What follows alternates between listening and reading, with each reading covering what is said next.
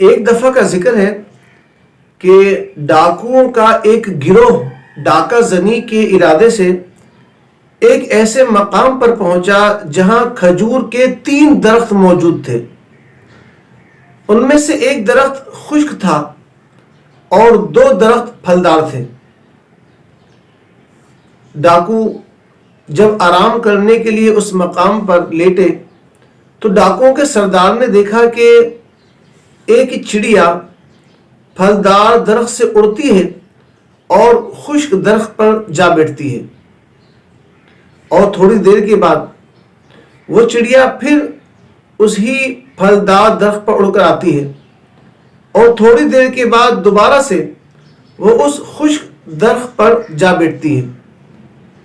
اسی طرح اس چڑیا نے کئی چکر لگائے، کبھی پھلدار درخت پر آتی اور کبھی تھوڑی دیر کے بعد اس پھلدار درخت سے اڑ کر خشک درخت پر جا بیٹھتی۔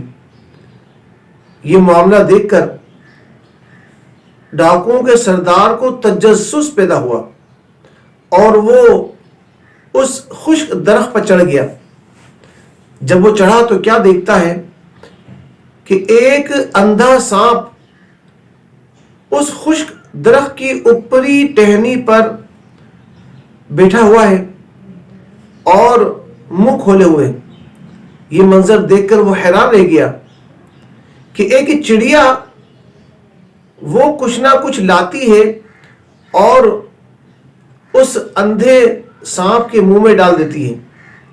یہ منظر دیکھ کر وہ حیران و شجدت رہ گیا اور وہیں اللہ تعالیٰ کی بارگاہ میں عرض کرنے لگا، یا باری تعالیٰ، یہ ایک موذی جانور ہے جس کے رزق کے لیے تو نے ایسا عظیم الشان بندوبست کر رکھا ہے کہ ایک چڑیا اس کے لیے دانہ لے کر آتی ہے، اس کے لیے رزق لے کر آتی ہے، تو میں جو کہ اشرف المخلوقات میں سے ہوں، یہ ڈاکہ زنی کب مناسب ہے؟ تو غیب سے اسے ایک آواز سنائی دیتی ہے کہ میری رحمت کا دروازہ ہر وقت کھلا ہے، تم اب بھی توبہ کر لو، میں تمہاری توبہ کا قبول کروں گا۔ جب ڈاکو کا سردار یہ آواز سنتا ہے تو اس کی آنکھوں سے آنسو جاری ہو جاتے ہیں اور وہ کہتا ہے، یا باری تعالیٰ، میں اپنی گناہوں سے توبہ کرتا ہوں، میری توبہ کو قبول فرما۔ غیب سے آواز آتی ہے کہ ہم نے تمہاری توبہ کو قبول کر لیا۔ یہ معاملہ جب ڈاکوؤں کے سردار کے ساتھ رونما ہوا اور دیگر ڈاکوؤں نے یہ معاملہ دیکھا تو اپنا سردار سے پوچھا کہ معاملہ کیا ہے، آپ اس قدر زار و قطع رو رہے ہیں؟ تو ڈاکوؤں کے سردار نے سارا واقعہ، سارا ماجرا اپنے ساتھیوں کو سنایا۔ یہ واقعہ سن کر وہ تمام ڈاکو بھی رونے لگے اور کہنے لگے کہ ہم بھی اپنے اللہ عز و جل سے صلح کرتے ہیں اور ڈاکہ زنی سے توبہ کرتے ہیں۔ اب وہ تمام کے تمام توبہ کر کے با ارادہ حج کی نیت سے وہ وہاں سے چل پڑے تاکہ ہم حج کریں، اللہ تبارک و تعالیٰ کی بارگاہ میں پیش ہو جائے۔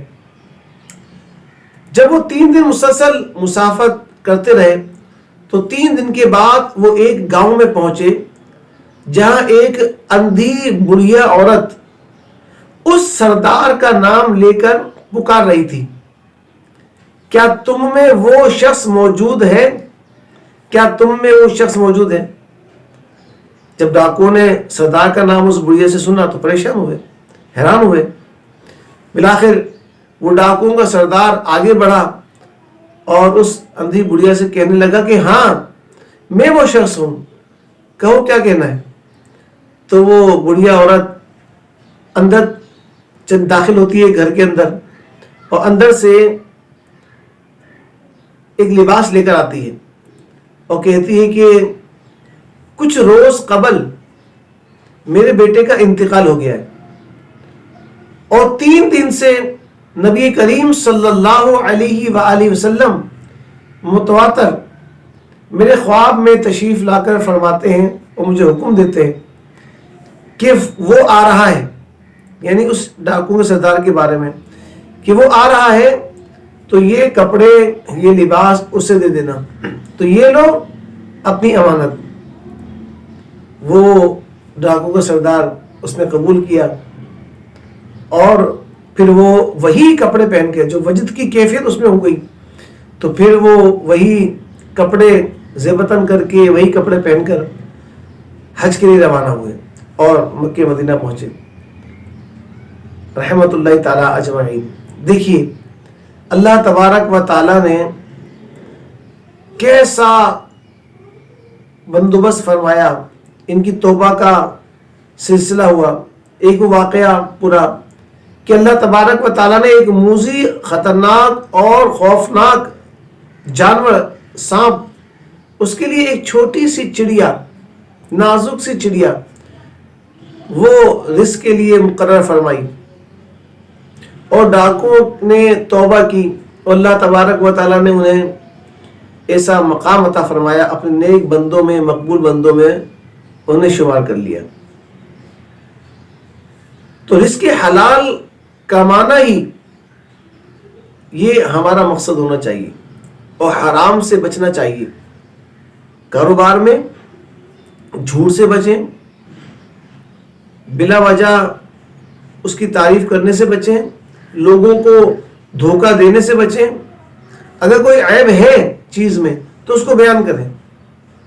نبی کریم صلی اللہ علیہ وآلہ وسلم کی حدیث مبارکہ کا مفہوم ہے کہ ایک زمانہ ایسا آئے گا کہ آدمی اس چیز کی پرواہ بھی نہیں کرے گا کہ جس نے مال حاصل کیا ہے حرام سے حاصل کیا ہے یا حلال سے حاصل کیا ہے۔